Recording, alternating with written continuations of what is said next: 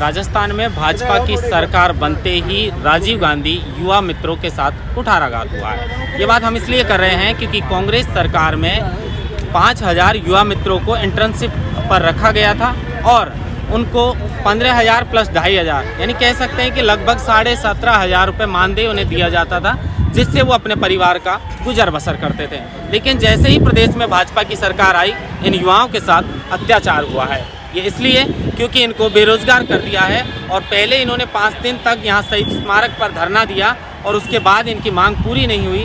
दोबारा लगातार 20 दिन से यानी 13 जनवरी से माफ़ कीजिएगा 13 जनवरी से लगातार ये बच्चे हैं, कुछ लड़कियां हैं जो सिर्फ अपनी मांगों के लिए यहाँ पर शहीद स्मारक पर बैठे हैं। फिलहाल इनकी अभी तक जो है सुनने वाला यहाँ कोई नहीं आया, लेकिन इनका कहना है कि हम किसी सरकार के प्रचारक नहीं हैं। हम केंद्र सरकार हो या राज्य सरकार हो, सरकार चाहे कांग्रेस हो या भाजपा हो, हम सिर्फ सरकार की योजनाओं का प्रचार करते हैं। लेकिन हमको जो है बिना कुछ कारण बताए 5000 जो युवा मित्र हैं उनको हटा दिया है और ये अपनी मांग के लिए शहीद स्मारक पर बैठे हैं। इन्हीं से बात करेंगे। चारों तरफ का मैं नज़ारा आपको बता दूं कि लगातार 13 जनवरी से यानी लगभग 20 दिन बीत चुके हैं। पिछले 20 दिन से ये अपनी मांग को लेकर शहीद स्मारक पर बैठे हैं और सरकार का एक पक्ष जो है वो सरकार का पक्ष यह है कि ये कांग्रेस सरकार की योजनाओं का प्रचार करते थे। अब इन युवाओं से और इन जो लोगों से जानने की कोशिश करेंगे कि क्या ये कांग्रेस सरकार का प्रचार करते थे या फिर ये कोई सी भी सरकार हो उनकी योजनाओं का प्रचार करते थे और क्यों ऐसा इनके साथ किया गया।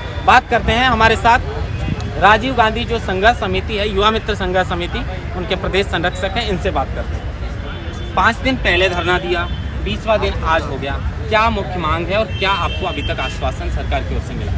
देखो, हमारी मांग तो ये है, आज हमारा धरने का 20वां दिन है। उससे पहले हम 26 से 31 तक यहाँ 5 दिन धरना दिया था। सरकार ने हमें आश्वासन दिया था कि 7 दिन में आपका कोई बीच का रास्ता निकालेंगे, 7 दिन आप धरने को स्थगित कीजिए। सरकार के कहने से हमने उनकी बात मानी और 7 दिन हमने धरना स्थगित किया। 7 दिन के बावजूद हमने 12 दिन के बाद 13 जनवरी से बैठे यहाँ शहीद स्मारक पे और आज हमारा 20वां दिन है। लगातार हम सरकार से मांग कर रहे हैं कि ये जो युवा मित्र हैं, ये राजस्थान सरकार की हो चाहे केंद्र सरकार की योजनाओं का प्रचार प्रसार करने का काम कर रहे थे। ये वो लोग जो अंतिम पंक्ति बैठे व्यक्ति तक जो योजनाओं का लाभ नहीं पहुंच रहा था, उनको योजनाओं का लाभ दिलाने का काम कर रहे थे। इनको बिना किसी कारण, बिना किसी सूचना सरकार 25 दिसंबर को कोई एक आदेश निकालती है और उस आदेश में सिर्फ एक लाइन ये लिखी हुई थी कि इनको तुरंत प्रभाव से बाहर किया जाता है। मैं सरकार से मांग करता हूँ कि ये वो लोग हैं जिन्होंने योजनाओं का लाभ दिलाया, जो वंचित लोगों का लाभ दिलाया।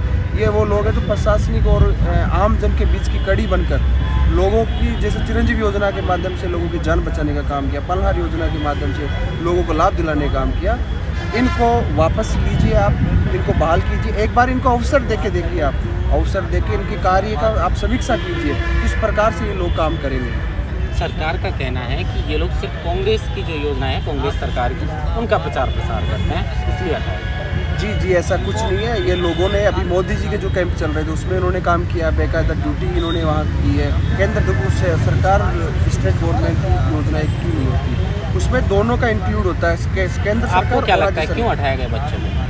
शायद हो सकता है कि भाई उन्होंने कहीं ना कहीं कन्फ्यूजन होगा, लेकिन मैं निश्चित रूप से ये कहना चाहूँगा, सरकार के भी समझ में भी आ रहा है और सरकार के खुद के सरकार बीजेपी की सरकार बनने के बाद में इन्होंने एक केंद्र की जो कैंप चल रहे थे उनमें भी काम किया है युवा मित्रों ने। तो मैं ये कहना चाहता हूँ सरकार से कि जो भी बात है आप एक बार इनको मौका देखिए ना, ये लगातार बहुत अच्छा काम करेंगे, ये मैं विश्वास दिलाता हूँ सरकार को आपके माध्यम से। 5 दिन पहले धरना दिया है, ठीक है, और फिर दोबारा आप धरना दे रहे हैं, 20वां दिन है, कोई आश्वासन मिला आपको सरकार की तरफ से? देखिए, सरकार की तरफ से अभी हमें कोई आश्वासन मिला नहीं है। एक डेलीगेशन सरकार के जो सचिव थे, संयुक्त सचिव ललित जी थे सीएम साहब के, उनके द्वारा हमें बुलाया गया था और उनके द्वारा कहा कि सरकार कुछ सोच रही है, आप धरना स्थगित कर दीजिए। लेकिन हमने कहा कि हमारा धरना निरंतर जारी रहेगा, आप समीक्षा कीजिए, हमारे कार्य की समीक्षा कीजिए।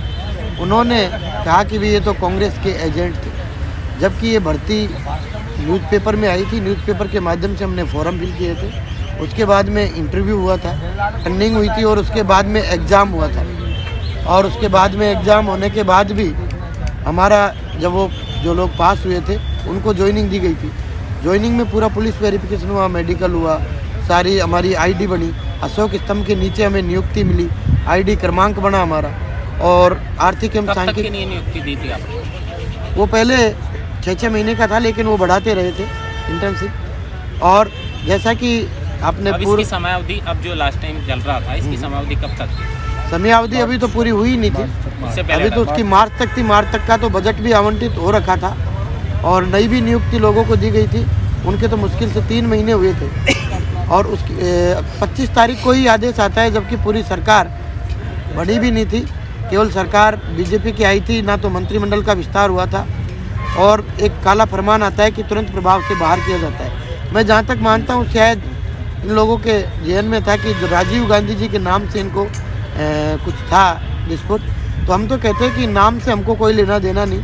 और ये कहते हैं कांग्रेस का प्रचार करते हैं, कोई भी कर्मचारी हो सरकार की योजनाओं का जो लाभान्वित करते हैं, सरकार के अकॉर्डिंग ही चलते हैं। हम भी सरकार की योजनाओं का प्रचार प्रसार करते थे और हम कहना चाहते हैं कि आप और भी अच्छी योजनाएं बनाइए और जो आपकी योजनाएं हैं उनका हम प्रचार प्रसार करेंगे।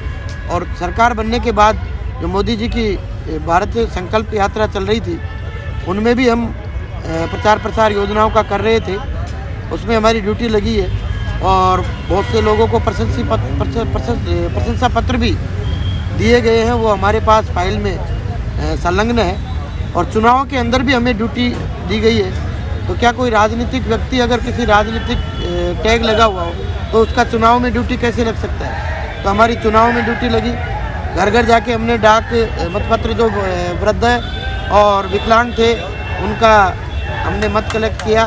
इसलिए हम सरकार से कहना चाहते हैं कि ये 5000 बेरोजगार युवा हैं, ये 5000 नहीं 5000 परिवार हैं, इनके पेट पे लात मत मारो और इन्हें तुरंत बहाल करो, ताकि ये सरकार की योजनाओं को अंतिम छोर तक बैठे व्यक्ति तक पहुंचाकर आपकी योजनाओं की क्रियान्विति करवा सके और राष्ट्र के निर्माण में अपना सहयोग प्रदान कर सके। तो देखिए, लगातार जो है 20वें दिन भी धरना जारी है और राजीव गांधी युवा मित्र नाम है, तो हो सकता है कि राजीव गांधी की वजह से या फिर सरकार को लगता है कि ये सिर्फ कांग्रेस के प्रचारक हैं।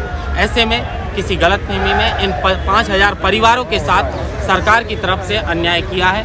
TV9 हमेशा सच्चे और अच्छे मुद्दों को दिखाता है। ये युवा पिछली बार भी जब यहाँ पर 5 दिन के लिए धरने पर बैठे थे तो TV9 की टीम यहाँ आई थी और इन युवाओं की समस्या सुनी थी।